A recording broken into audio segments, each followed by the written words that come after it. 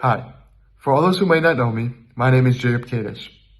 Currently, I'm in Beit Shemesh learning yeshiva at Reishet. For tonight's of our Torah, I'd like to open up with a question from the Meshech Chachma.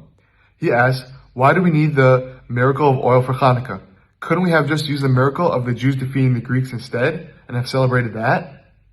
In order to answer this question, we must first take a step back and look at the story of Yosef, particularly Midrash on it. The Midrash states that when Yosef was returning from Egypt, he passed by the pit that his brothers threw him into. When he got to the pit, he bent down and he looked inside, and he said the bracha for when you enter a place that a miracle happened.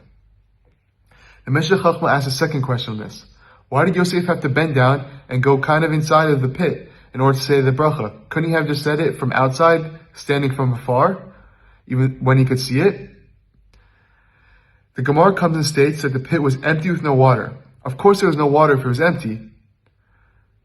Rashi comes to explain that really what the Gemara meant was there were snakes and scorpions inside the pit.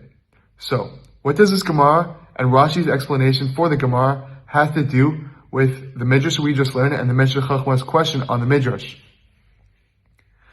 The Vudras Ha'am comes to teach us that in order for a bracha to be made on a miracle, it must be completely divine and with no logic in this world to be able to explain it. When we look back at the story of Yosef, we can see that it was a miracle of him getting out of the pit, but it could have been explained. But him being in the pit with the snakes and scorpions was 100% from Hashem.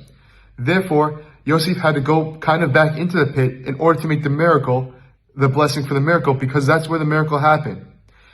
This too can also be applied to Chanukah. When we look at Chanukah, while it was a miracle that the Jews defeated the Greeks, it could be explained by a military person or someone who's well-versed in history. Therefore, we can't make a Shas Nisim on it. But since we have the miracle of oil, which is completely from Hashem, we are able to make the Shas Nisim on it because it is 100% divine and no logic in the world can explain a small bit of oil lasting for 8 days.